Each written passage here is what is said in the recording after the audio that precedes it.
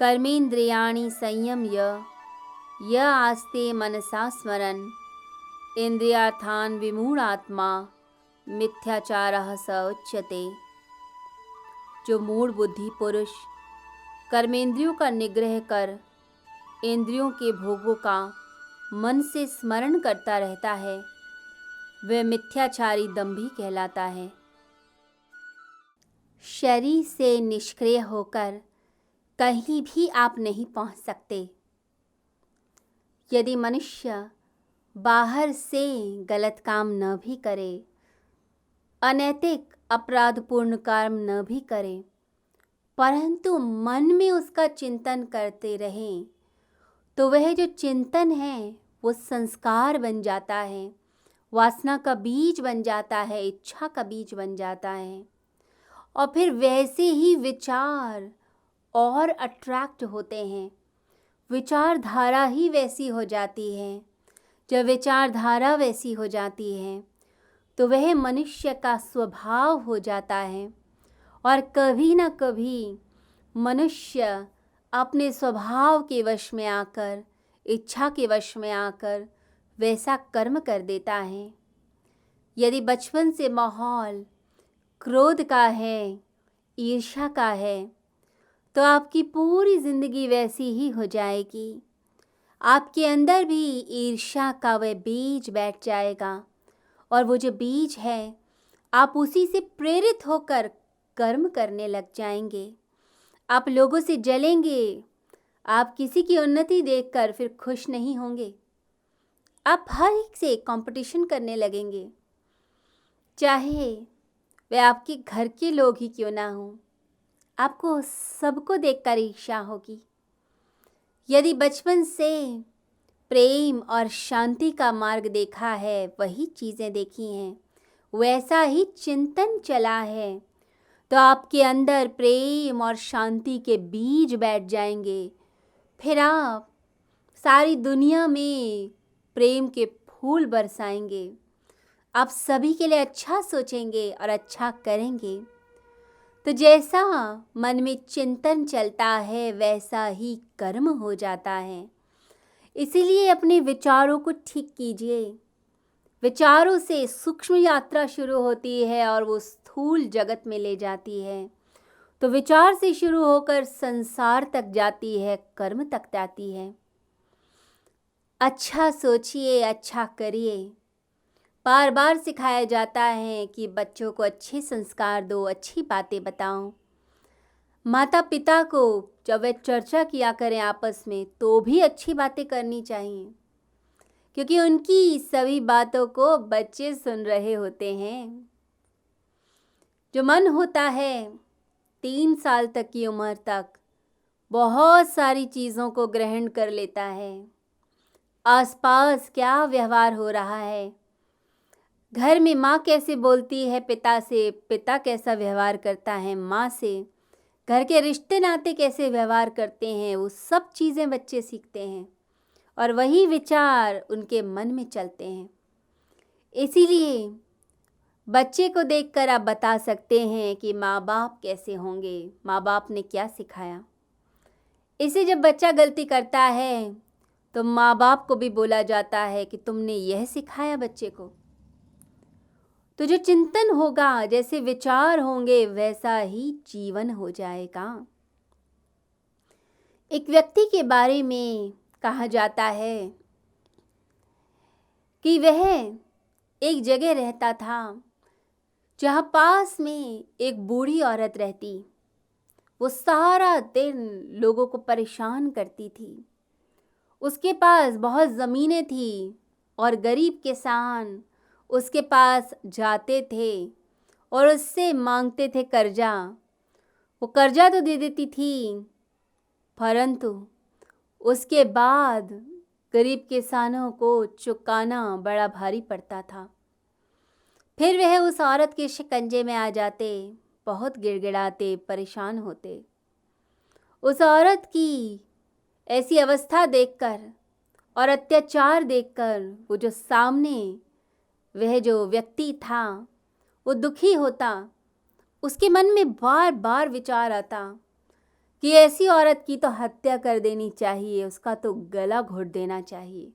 ये कैसी है, कैसे गरीबों को तड़पाती है, गरीब किसानों को परेशान करती है। उसके मन में बार बार ये विचार आता। अब 1 साल हो गया ऐसे ही विचार करते हुए।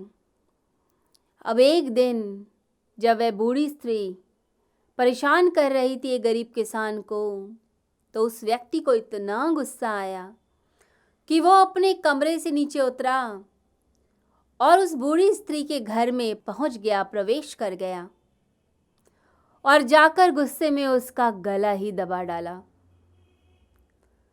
जब वह स्त्री मर गई तो उसे होश आया कि मैंने क्या कर दिया, मेरे हाथ से ये क्या हो गया। तो जैसा चिंतन चलेगा वैसे कर्म होंगे, इसलिए सोच समझकर जीवन को जिए। क्या विचार आते हैं उसे एनालाइज कीजिए और स्टॉप कीजिए गलत चीज़ों में अपने आप को। जैसे ही गलत कोई विचार आए कहिए रुक जाएं, क्योंकि आगे अगर आपने उस विचार में, इमोशंस में बह गए, तब जीवन बर्बाद हो जाता है। तो जैसा चिंतन वैसा जीवन, और मनुष्य विवश होता है वैसा कर्म करने के लिए। इसलिए बाहर से जो लोग बहुत नैतिक और आदर्शपूर्ण जीवन दिखाते हैं, कई बार भीतर से निम्न वृत्तियों से युक्त होते हैं। अंदर बहुत ही छोटी भावनाएं होती हैं, गलत भावनाएं होती हैं। तो अपने विचारों को शुद्ध कीजिए। यहाँ भगवान समझा रहे हैं कि व्यक्ति को दंभ ही नहीं होना चाहिए, बाहर कुछ और अंदर कुछ। दंभी को बोला जाता है नासमझ, यानी नासमझ मत बने, मूढ़ मत बने, मूर्ख मत बने। जब आप बाहर से इंद्रियों को हठपूर्वक रोकते हैं तो आप दंभी हो जाते हैं। इंद्रिय चाह रही हैं, मन चाह रहा है और आप बाहर से स्टॉप कर रहे हैं। धर्म कहता है कि भीतर से परिवर्तन करो। बाहर कुछ उल्टा भी हो लेकिन अंदर सीधा रहना चाहिए। अंदर से उपवास रहे, बाहर से चाहे भोजन भी हो जाए, मतलब अंदर से उस चीज की इच्छा मिटे। तो इंद्रियों को जो हठ पूर्वक रोकता है परंतु मन से चिंतन करता है, बार बार चिंतन करता है, वह मूढ़ है, वह मूर्ख है, वह नासमझ है, वह दंभी है। भगवान श्री कृष्ण कहते हैं कि आपको दंभी नहीं बनना, आपको समझदार बुद्धिवान बनना है, आपको बुद्धि योग से युक्त रहना है, स्थित प्रज्ञ बनना है। उसके लिए सारा प्रयास भगवान कर रहे हैं। भगवान कहते हैं कि बाहर से मत रोको इंद्रियों को, अंदर से परिवर्तन करो।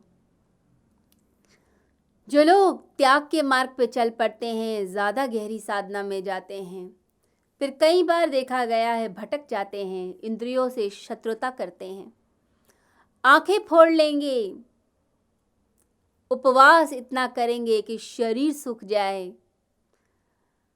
अपने अंगों पर अत्याचार करने लगते हैं, रात रात भर सोते नहीं कि सपने ही गलत ना आए। परंतु यह अत्याचार है, यह इंद्रियों का निग्रह नहीं है।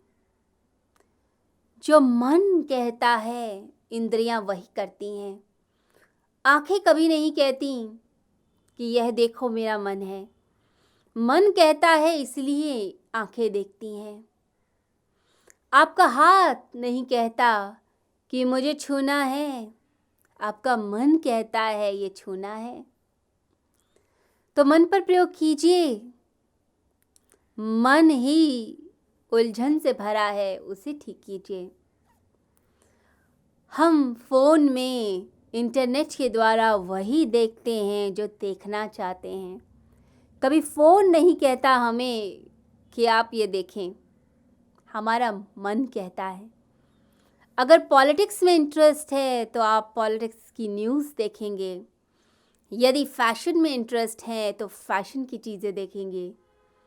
यूट्यूब पे आप वही विचारों को देखते हैं जिन विचारों का आप समर्थन करते हैं। आप यदि अच्छे विचारों का समर्थन करते हैं तो अच्छे विचार देखेंगे, और यदि आप गलत तरफ जाते हैं तो गलत चीज़ देखेंगे। यदि सत्संग में इंटरेस्ट है, यदि मोटिवेशन टॉक्स में इंटरेस्ट है तो वो देखेंगे। सब मन का खेल है, मन प्रेरित करता है। गलत आदतें गलत तरफ ले जाती हैं और अच्छी आदतें अच्छी तरफ ले जाती हैं। आप किसी पार्टी में जाएं, तरह तरह का भोजन लगा होता है, परंतु आप कहाँ मुड़ते हैं ये आपके पैर नहीं बताते, ना आंखें कहती हैं, ना जिह्वा। ये आपका मन कहता है। आपका मन बताएगा कि गुजराती खाना है या फिर आपको चाइनीज़ खाना है या इटालियन खाना है या नॉर्थ इंडियन या साउथ इंडियन, जो भी आपका मन करेगा आप वही करते हैं। जैसी सुगंध चाहिए वैसी सुगंध आप लगाते हैं, वैसे परफ्यूम्स का कलेक्शन रखते हैं। जैसे कपड़े पहनना चाहते हैं वही आप पहनते हैं। आपका शरीर नहीं कहता कि इस ड्रेस को पहनिए। तो इंद्रियां वही करेंगी जो मन कहता है। जब आप इंद्रियों को विषयों से दूर कर देते हैं तो मन तो करता है। मन अंदर पागल होके गोल गोल घूमता है, तो रात में आप सपने देखते हैं उसके। दिन भर भूखा रहेंगे तो रात को खाने के सपने आएंगे। रात्रि में आप वो चीज़ें करते हैं, उन सपनों को लेते हैं जो दिन में जिन सपनों को पूर्ण नहीं कर पाए। यदि दिन में चीज़ें पूरी हो जाती हैं तो रात को फिर सपने वैसे नहीं आते। हम जिस चीज़ को दूर करेंगे हठपूर्वक, वो चीज़ ज़्यादा गहराई से चिपकती है। एक व्यक्ति व्रत रखते थे मंडे को, तो मंदिर में आते, रोज़ मंदिर आते थे, परंतु मंडे का व्रत रखते तो उस दिन भोजन की बात ज़्यादा करते। तो एक दिन मैंने पूछ ही लिया कि क्या मंडे का फास्ट रखते हैं? तो व्यक्ति हैरान हो गए, कहने लगे आपको किसने बताया? तो मैंने कहा कि आप सोमवार वाले दिन मंडे को ही तरह तरह के भोजन की बात करते हैं। आपकी चर्चा में अचानक से भोजन आ जाता है तो इससे समझ आता है कि मन में वही चल रहा है। तो जो चिंतन है मनुष्य का वो पता चलता है। जो चीज़ पूरी नहीं होती वो आप बातों में निकालते हैं, वो फ्रस्ट्रेशन आप निकालते हैं, उन सपनों को निकालते हैं। भगवान कहते हैं कि मन को ही बदल दो, अंदर से ही ट्रांसफॉर्म हो जाओ, बाहर से क्यों रोकते हो? यदि मन से ही मीठा खाने की इच्छा खत्म हो जाएगी तो बाहर चीज़ पड़ी भी होगी तो आप हाथ नहीं लगाएंगे। मन से ही विषयों के प्रति आसक्ति खत्म हो जाएगी तो विषय होंगे भी तो अट्रैक्टिव नहीं लगेंगे। जैसे बचपन में टॉयज़ बहुत अच्छे लगते थे, परंतु जब आप बड़े हुए तो वो टॉयज़, वो खिलौने अट्रैक्ट नहीं करते। खिलौने पड़े हैं परंतु आप उनके साथ नहीं खेल रहे, तो विषय होंगे परंतु फिर अट्रैक्शन नहीं होंगी, मन बदल गया। तो एक आध्यात्मिक व्यक्ति अपनी इंटेलिजेंस को बढ़ाता है, उसका आईक्यू लेवल छोटे से बच्चे का नहीं रहता।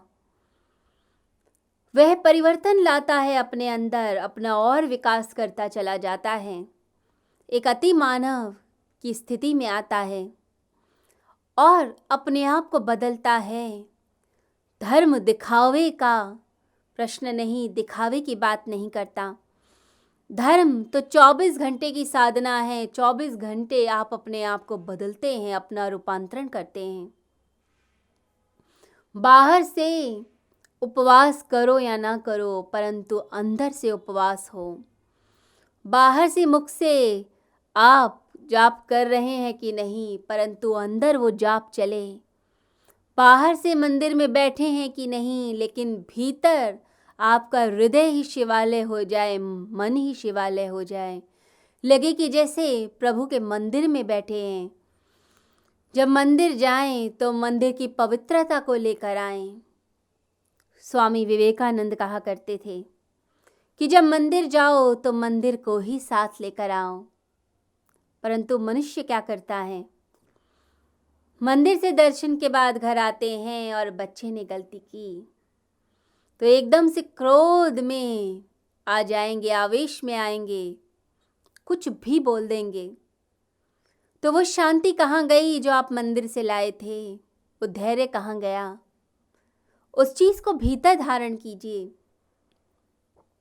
लोग पूजा करने बैठते हैं तो पूजा करते करते भी नौकर को डांट रहे होते हैं, बच्चे से बात कर रहे होते हैं, फोन पर बात करते हैं।